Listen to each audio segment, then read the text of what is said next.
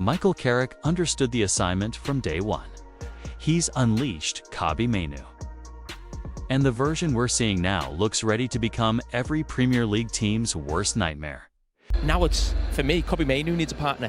When you think of Manchester United midfield, I think of Mainoo, and they're probably still looking for one other, I would imagine, in the transfer market, and within a sort of 6-month time frame from making his debut and coming in, and where he finds himself now, what he's done for Manchester United, scoring a cup final. In just 2 games, he's already rediscovered the form that once made him one of England's brightest young talents.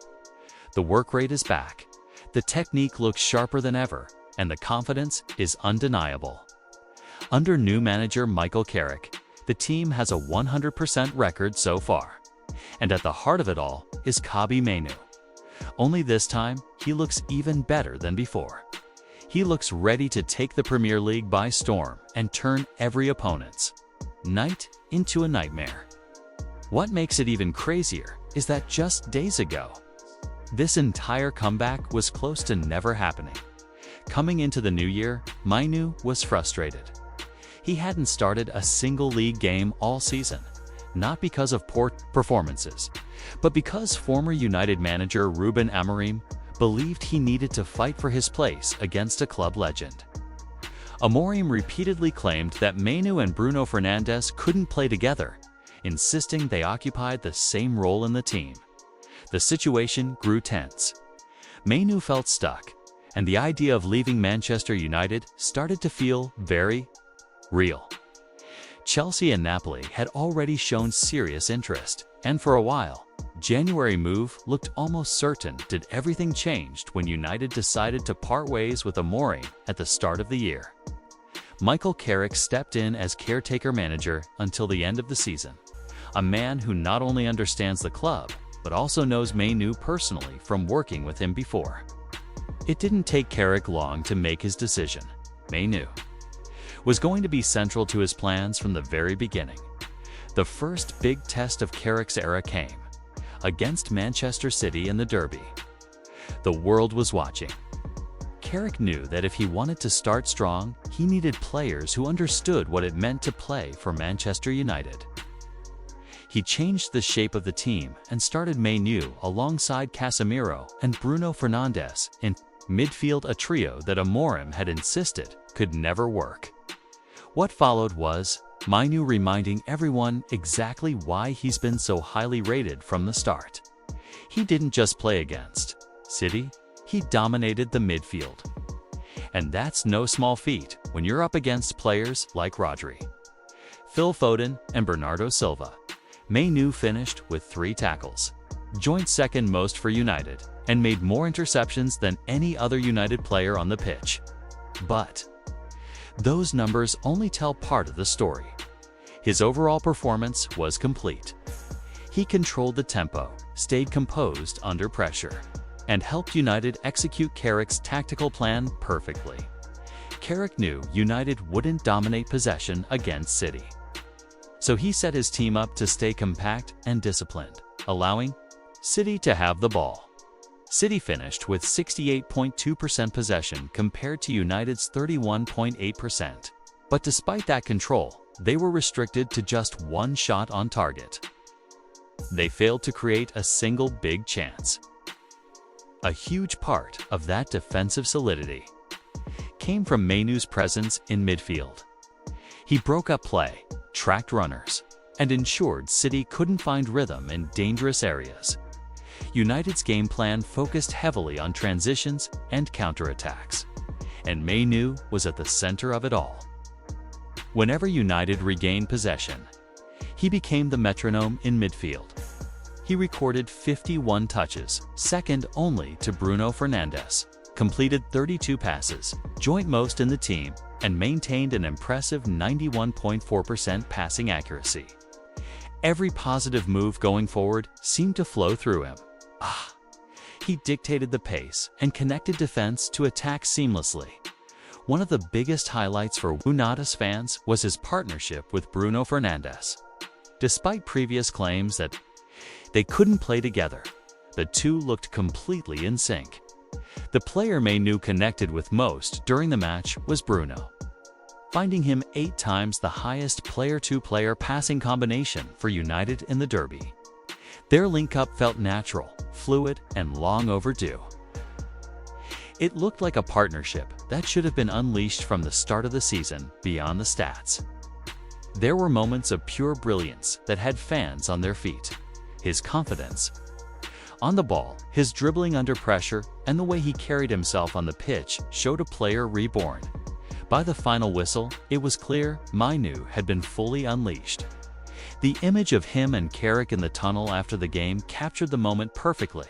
A young star rediscovered and a manager who believed in him. After the match, Carrick spoke to the media and echoed what everyone had just witnessed. Mainoo is back, and this time, he looks ready to become one of the Premier League's biggest forces. Carrick was clearly pleased with what he'd seen from Mainoo, a player he'd already hinted in a previous interview was exactly the kind of talent you build a team around. But I think we've seen last week what Kobbie can bring. It was great. You know, he's quite straight-faced and he doesn't give you an awful lot, but you could see the way he played and he expressed himself. He was enjoying himself. Heading into the next match against league leaders Arsenal, Michael Carrick showed that his trust in Mainoo wasn't a one-off decision. He named the exact same lineup that had beaten Manchester City in the derby. For Mainoo, it was a massive shift from not starting a single league game all season to now featuring in back-to-back Premier League matches. And once again, he delivered. Mainoo played a crucial role in United's win over Arsenal, producing another complete midfield performance. He finished the match with 100% accuracy on his long passes and an overall passing accuracy of 85%. He recorded 51 touches made for passes into the final third, completed 4 ball recoveries, created 2 chances, registered a shot, and most importantly, provided the assist for Matthias Cunha's winning goal. It was yet another reminder of how influential he can be when trusted on the pitch. Alongside Casemiro, Mainoo is beginning to form a midfield partnership that could become the foundation of United's team for the remainder of the season, especially with Casemiro set to leave the club in the summer. Together, they bring balance and understanding to the midfield. Their partnership feels natural. They read the game well, rarely push forward at the same time, and maintain structure in front of the defense. Casemiro operates like a mentor on the pitch, almost an older brother figure, guiding Mainoo through games and helping him grow into his role. Mainoo's responsibilities go beyond simple passing. He regulates the tempo, keeps the team ticking, and provides composure under pressure. At the same time, he's an excellent ball carrier, capable of driving the team forward when needed. What stands out even more is his work rate. Across the 2 matches against City and Arsenal, no player on the pitch covered more ground than Mainoo. He combines technical quality with relentless energy, a complete midfield package with enormous potential. Even in the closing stages against Arsenal, when fatigue had clearly set in, he continued to push himself. He looked exhausted in the final 10 minutes, but still kept working, pressing and contributing until he eventually delivered the assist that secured the win. That level of commitment speaks volumes about his mentality and hunger. Of course, there are still areas of his game that can improve. That's natural for a 20-year-old player. But what he has shown in just 2 matches is exactly what United had been missing for most of the season. Against City, when United sat compact and focused. On transitions, Mainoo was the conductor, calmly receiving the ball and distributing it with intelligence. His presence brought control and clarity to the midfield. It now feels almost unbelievable that former manager Ruben Amorim consistently preferred other options, such as Manuel Ugarte, ahead of Mainoo. At just 20 years old, Mainoo has always been one of United's brightest prospects. But potential alone means nothing without opportunities on the pitch. To truly develop and fulfill that promise, he needs consistent minutes. And now, under Carrick, he's finally getting them. The situation had become so frustrating earlier in the season that even football legends with no direct ties to Manchester United were publicly calling for Mainoo to be given a chance. Now that he finally has that chance, he's proving exactly why so many people believed in him. Who would you build around in this current team now, in the midfield area? I think for a club to have a player that's come through the academy and knows the club and feels it, and I think to have a talent like that he's shown already, they get it, they know it. Let's help them, let's build on him and stick with him. I think there's definitely a place for him there for sure. Beyond just the performances against City and Arsenal, you can already start to see what the future of Manchester United could look like with Mainoo at the center of it. Think about the legendary midfielders this club has produced over the years: Paul Scholes, Roy Keane, and even the current manager Michael Carrick. Of course, Mainoo still has a long journey ahead before he can be mentioned in the same breath as those icons. But there's no denying that he's one of the most exciting young midfield talents to come out of Old Trafford in years. The more you reflect on everything that's happened, the more it feels like United did themselves a massive favor by parting ways with Ruben Amorim when they did. Because if they had waited any longer, Mainoo might already have been gone. Talk of a loan move was growing stronger by the day. Interest from other clubs was becoming serious, and when his brother appeared at Old Trafford wearing that infamous t-shirt, it felt like a ticking time bomb had been set. The situation was tense, and his future at the club looked uncertain. But in just a matter of weeks, everything has changed. His recent performances have reignited belief in him and reminded everyone of what he's capable of. It's easy to forget that this is the same youngster who was already turning heads during the 2023-24 season. He announced himself with his first goal for United in the FA Cup against Newport County, showing composure beyond his years. Not long after, he delivered a dramatic stoppage-time winner against Wolves, a moment that instantly endeared him to the United faithful.